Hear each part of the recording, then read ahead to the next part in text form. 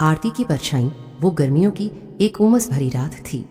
दिल्ली के बाहरी इलाके में स्थित पुरानी कॉलोनियल हवेली में हवा में चमेली की महक और सड़ांध का मिश्रण था। मैं कई सालों बाद विदेश से लौटा था, न्यूयॉर्क की कंक्रीट जंगल में सपनों के पीछे भागते हुए। मेरा नाम राज है और 32 साल की उम्र में मुझे लगता था कि मैं बचपन की अंधविश्वासों से ऊपर उठ चुका हूँ। दादी की तेल की दिए की रोशनी में सुनाई जाने वाली भूत प्रेत की कहानियाँ, पुराने बरगद के पेड़ों की छांव में छिपी चुड़ैल और प्रेत आत्माओं की बातें। लेकिन उस रात सब कुछ बदल गया, जो एक साधारण पारिवारिक मिलन से शुरू हुआ। वो पागलपन की गहराई में उतर गया, एक ऐसा डर जो मेरी अकल के किनारों को नोचता रहा और मुझे हमेशा के लिए बदल दिया। मेरी बहन आरती हमेशा परिवार की रोशनी रही थी। मुझसे 5 साल छोटी, वो अपनी संक्रामक ऊर्जा से किसी को भी हंसा सकती थी। उसकी मौत 2 साल पहले ने हमें सबको तोड़ दिया था। मुंबई की व्यस्त सड़कों पर एक टैक्सी दुर्घटना, पुलिस रिपोर्ट ठंडी और क्लिनिकल थी। कई फ्रैक्चर, आंतरिक रक्तस्राव, घटनास्थल पर ही मृत घोषित। हमने हिंदू रीति से उसका अंतिम संस्कार किया, गंगा में राख विसर्जित की। मैं अंतिम संस्कार में शामिल नहीं हो सका। काम ने मुझे बांध रखा था, अपराध बोध मुझे चूहे की तरह कुतरता रहा। और यही वजह थी कि मैं आखिरकार वापस आया, माफ़ी मांगने, सही तरीके से शोक मनाने के लिए। वॉकर पहले से छोटा लग रहा था, दीवारें उखड़ रही थीं, लकड़ी के फर्श पैरों तले कराह रहे थे, जैसे थके हुए हड्डियां। माता पिता ऊपर सो रहे थे, दिन की भावनात्मक उथल पुथल से थक कर। मुझे नींद नहीं आ रही थी। जेट लैग ने मेरी आंतरिक घड़ी को उलझा दिया था। इसलिए मैं आरती के पुराने कमरे में भटक गया, जो उसकी मौत के बाद से छुआ तक नहीं गया था। वो उसकी याद का मंदिर था। दीवारों पर बॉलीवुड स्टार्स के पोस्टर, शेल्फ पर उसकी पसंदीदा किताबें और हवा में उसकी परफ्यूम की हल्की सी खुशबू। मैं उसके बिस्तर पर बैठ गया, पुरानी फोटो एल्बम पलटते हुए। आंसू तस्वीरों को धुंधला कर रहे थे। उसकी दांत निकली मुस्कान, मेरा अजीब किशोरावस्था का दौर। तब भी मुझे वो आवाज़ सुनाई दी, कमरे के कोने से हल्की सी फुसफुसाहट। भैया, मैं ठिठक गया। आवाज़ उसकी थी, आरती की, नरम मधुर, अमेरिकी सिटकॉम देखने से आई उसकी हल्की लय के साथ। मेरा दिल धड़कने लगा। ये कल्पना होगी, शोक का धोखा। लेकिन फिर आई ज़्यादा साफ। भैया, मैं हूँ आरती। मैं धीरे से मुड़ा, एल्बम हाथ से फिसल गई। वो वहाँ थी, खिड़की के पास की कुर्सी पर बैठी, चांदनी में नहाई हुई, बिल्कुल वैसी ही जैसी मैं याद करता था। लंबे काले बाल कंधों पर लहराते आते हैं, लाल सलवार कमीज पहनी जो उसे बहुत पसंद थी। उसकी आंखें वही शरारत भरी चमक लिए। तुम लौट आए, उसने मुस्कुराते हुए कहा। मुझे तुम्हारी याद आ रही थी। डर और खुशी आपस में लड़ रहे थे। ये सच नहीं हो सकता, भूत नहीं होते। लेकिन वो वहाँ थी, ठोस। सांस लेती हुई मैंने हाथ बढ़ाया और उसने मेरा हाथ थाम लिया। उसकी त्वचा गर्म थी, जीवित। आरती, कैसे? तुम मर चुकी हो, हमने तुम्हें दफनाया था। वो हंसी, घंटियों जैसी आवाज़, मर चुकी? भैया, मूर्ख मत बनो। सब गलती थी, दुर्घटना में बच गई। मैं घर लौट आई, लेकिन मम्मी पापा, पहले उन्हें यकीन नहीं हुआ। लेकिन अब सब ठीक है। मेरा दिमाग चकरा गया। गलती? पुलिस, अस्पताल, वे ऐसी गलती नहीं करते। लेकिन उसका हाथ मेरे हाथ में इतना वास्तविक लग रहा था।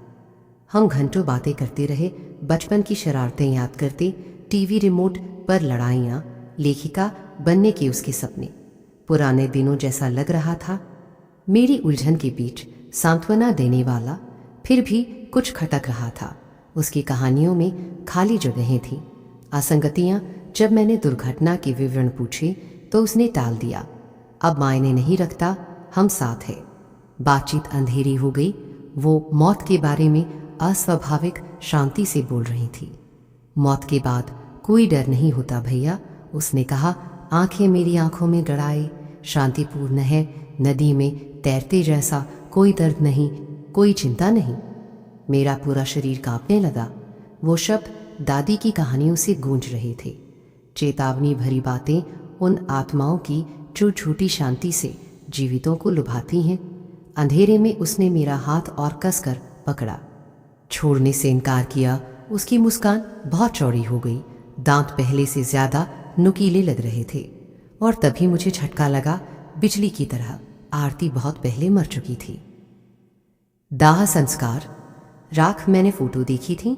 मेरे बगल में बैठी ये चीज़ उसकी नहीं थी, इंसान नहीं थी। घबराहट की लहर दौड़ गई। मैंने हाथ झटका, पीछे हटा। कौन हो तुम, क्या हो? उसका चेहरा मुड़ गया, मुस्कान गुस्से में बदल गई। मैं तेरी बहन हूँ भैया, मुझे प्यार नहीं करता। मैं चीखा, कच्ची और जंगली चीख घर में गूंजती हुई। कांपते हुए मैं दरवाजे की ओर दौड़ा। सीढ़ियाँ उतरता हुआ जान बचाकर भागा। वो चीज़, वो नकली पीछे आई, उसके कदम अस्वाभाविक रूप से हल्के, मेरा नाम फुसफुसाते हुए। मैं बाहर निकला, लॉन पर गिर पड़ा हांफते हुए। माता पिता मेरी चीख सुनकर दौड़े आए। राज, क्या हुआ? मैं असंगत बकता रहा। आरती के बारे में, उसके कमरे में भूत के बारे में। उन्होंने चिंतित नजरें मिलाई।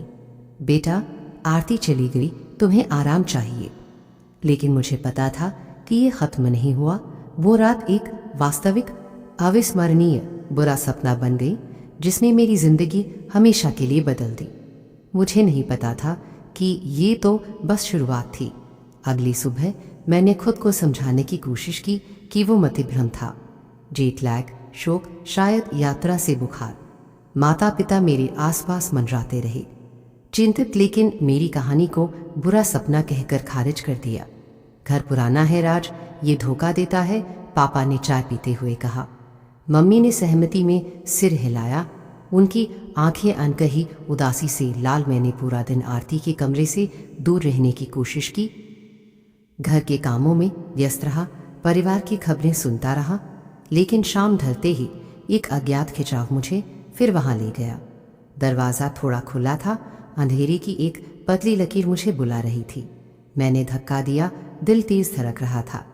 कमरा खाली था, लेकिन उसकी परफ्यूम की खुशबू पहले से ज़्यादा तेज थी। बिस्तर पर एक नोट था, उसकी लिखावट में, आज रात बात करने आना भैया, मुझे राज बताने हैं। आपको उसे निगलते देखता रहा। उस रात मैंने अपना दरवाज़ा बंद किया और नींद की गोली ली। नींद टूट टूट कर आई। आरती की मुड़ी हुई मुस्कान से सताई हुई पाए मैं दरवाजे पर खरोंच की आवाज़ से जागा, नरम, लगातार, जैसे नाखून लकड़ी पर। भैया, मुझे अंदर आने दो। मेरा खून जम गया। मैं उठकर बैठ गया, दरवाजे को घूरता रहा। हैंडल हिला, दूर हो जाओ, मैंने फुसफुसाते हुए कहा। खरंच रुक गई। उसकी जगह हल्की हंसी। परिवार से भाग नहीं सकते। उस रात मैं फिर नहीं सोया। सुबह राहत लाई, लेकिन डर भी। मैंने अपने सबसे अच्छे दोस्त विक्रम को फोन पर सब बताया। पहले तो वो हंसा, यार तू तनाव में है, शहर आ जा, बाहर चलेंगे। लेकिन जब मैंने जिद की तो उसका लहजा बदल गया। ठीक है, ये डरावना लग रहा है। ठीक है, ये डरावना लग रहा है। शायद किसी पंडित को बुला, एक्सर्सिज्म वगैरह। लेकिन विचार चिपक गया। भारत में जहां आध्यात्म और अंधविश्वास आसानी से घुलते मिलते हैं, ये असामान्य नहीं था। मैं दोपहर में स्थानीय मंदिर गया, पंडित जी से मिला। लंबी दाढ़ी वाले बुजुर्ग, दयालु आंखों वाले। मैंने सब बताया, कुछ भी छिपाया नहीं, कुछ भी छिपाया नहीं। फिर सिर हिलाया। बेटा, ये भूत लगता है, एक अशांत आत्मा। शायद तेरी बहन की आत्मा फंसी हुई है, या इससे भी बुरा कुछ, और उसका रूप धारण करके तेरे डर पर पल रहा है। डर पर पल रहा है। हाँ, कुछ संस्थाएं मानवीय भावनाओं पर जीती हैं, प्रियजनों का रूप लेकर पास आती हैं। शांति पूजा करानी पड़ेगी उसे मुक्त करने के लिए। उन्होंने मुझे पवित्र जल और मंत्र दिया, उसके कमरे में छिड़कना और आधी रात को गायत्री मंत्र 3 बार जपना। मैं घर लौटा, संशय में लेकिन हताश। माता पिता रिश्तेदारों से मिलने गए थे। घर असामान्य रूप से शांत। रात ढलते ही मैं आरती के कमरे में गया, बोतल हाथ में। हवा गाढ़ी लग रही थी, उम्मीद से भरी। मैंने जल छिड़का, मंत्र बुदबुदाया, ओम भूर्भुवः स्वः। एक फुसफुसाहट ने काटा, भैया तुम ये क्यों कर रहे हो? वो फिर कुर्सी पर प्रकट हुई, लेकिन अलग, त्वचा ज्यादा पीली, आंखें धसी हुई। तुम मुझे दुख दे रहे हो। शब्द मुंह पर मर गए। तुम आरती नहीं हो, इस जगह को छोड़ो। वो उठी, फर्श को छुए बिना मेरी ओर सरकी। लेकिन मैं हूँ, याद है हमारा वादा, हमेशा एक दूसरे की रक्षा करने का। उसका हाथ बढ़ा, इस बार ठंडा, बर्फ जैसे उंगलियां। मैं पीछे हटा, मंत्र जोर से जपने लगा, वो सिसकारी जैसे जली हो। रुक, मैंने मंत्र पूरा किया और वो छाया के भंवर में गायब हो गई। कमरा गर्म हुआ, दबाव उठ गया। थक कर मैं गिर पड़ा। मानता हुआ कि खत्म हो गया, लेकिन डर इतनी आसानी से खत्म नहीं होता। अगले दिन अजीब घटनाएं हुईं, चीज़ें खुद हिलने लगी, फोटो फ्रेम गिरा, दरवाजे जोर से बंद हुए। मम्मी को आरती का पुराना हार अपने बिस्तर में मिला, सालों से छुआ नहीं गया। पापा ने हवा का बहाना बनाया, लेकिन मुझे पता था उस रात वो बदला लेने आई। मैं अपने कमरे में था जब बिजली गई। घर अंधेरे में डूब गया। हॉलवे में धीमी, जानबूझकर कदमों की आवाज़। भैया, मैंने टॉर्च पकड़ी, दिल गरजा। रोशनी में वो दरवाजे पर थी, लेकिन आरती नहीं। उसका चेहरा लंबा हो रहा था, त्वचा टाफी जैसी खींच रही, आंखें लाल चमक रही। तुमने मुझे भगाने की कोशिश की, अब मैं तुम्हें सच्चा डर दिखाऊंगी। मैं भागा, लेकिन सीढ़ियां अंधीन लग रही थीं, भूल भुलैया जैसी मुड़ रही थी। उसकी हंसी पीछे लगी, दीवारें राज फुसफुसा रही थीं। आरती की असली मौत दुर्घटना नहीं थी, वो हत्या थी, उसकी आत्मा बदला लेने वाली। नहीं, ऐसा नहीं हो सकता। मैं लिविंग रूम में घुसा, फोन टटोलते हुए विक्रम की आवाज़ आई, राज ठीक है, मदद कर। लेकिन लाइन कट गई। वो मेरे सामने प्रकट हुई, रूप बदलता हुआ, कभी आरती, कभी विकृत आकृति, पीछे मुड़े पैरों वाली, चुड़ैल की किंवदंतियों जैसी। मेरे साथ आओ भैया, मौत के बाद कोई डर नहीं। पवित्र जल की बोतल फेंकी, वो उस पर टूटकर बिखरी, भाप उठी। वो चीखी, धुंध में घुल गई। भसुबा माता पिता ने मुझे फर्श पर पड़ा पाया, बड़बड़ा रहा। उन्होंने डॉक्टर बुलाया, एक्यूट स्ट्रेस डिसऑर्डर का निदान, शोक से मत इधम। उन्होंने कहा, गोलियां लिखी, लेकिन मुझे पता था कि वो वास्तविक था। मैंने शोध शुरू किया, भारतीय लोक कथाओं की पुरानी किताबें खंगाली। प्रेत आत्माएं, असामयिक मृतकों के भूत कब्जा कर सकती हैं, या नकल। आरती की मौत। मैंने पुलिस फाइल मांगी, चौंकाने वाला खुलासा, टैक्सी ड्राइवर गायब, कोई निशान नहीं। गवाहों ने घटनास्थल पर एक छायादार आकृति देखी थी। क्या वो अलौकिक था या मानवीय बुराई? लकीर धुंधली हो गई। हफ्ते गुजरे, घटनाएं बढ़ती गईं। रात में कान में फुसफुसाहट, त्वचा पर ठंडे स्पर्श। मैं दर्पण में उसे देखता, प्रतिबिंब मुस्कुराता। जब मैं नहीं, नींद गायब, पैरानाया घर कर गया। दोस्तों ने मुझे पागल कहा, दूर रहने लगा। एक रात हताश होकर मैंने उसका सामना किया। आरती के कमरे में मैंने मोमबत्तियां सर्कल में जलाईं। खुद को दिखाओ, तुम क्या चाहती हो। हवा ठंडी हुई, खिड़कियां बंद होने पर भी हवा का झोंका। वो प्रकट हुई, रूप झिलमिलाता। सच भैया, मैं दुर्घटना में नहीं मरी, हत्या हुई थी, ईर्ष्या से, विश्वासघात से। किसने? मैंने मांगा। उसकी आवाज गिरी। हमारे चचेरे भाई रोहन ने। वो मुझे चाहता था, लेकिन मैंने ठुकरा दिया। उसने टैक्सी से छेड़छाड़ की। रोहन, परिवार का सुनहरा लड़का। नामुमकिन, लेकिन संदेह बोया गया। सबूत चाहिए। मैंने कहा, उसकी डायरी देखो, उसके घर में छिपी है। गुरुग्राम में रोहन के घर तक गाड़ी चलाई। वो हैरान लेकिन स्वागत करने वाला था। चाय बनाते समय मैं उसकी स्टडी में घुसा, ताला तोड़कर एक दराज खोला। डायरी निकली, प्रविष्टियां आरती के प्रति जुनून, ठुकराए जाने पर गुस्सापूह। उसे हटाने की योजनाएं कबूल करती थीं। दुर्घटना स्टेज की गई थी। डर की लहर दौड़ी, न सिर्फ अलौकिक बल्कि मानवीय राक्षस। पढ़ते हुए एक परछाई गिरी। रोहन वहां खड़ा था, चाकू हाथ में।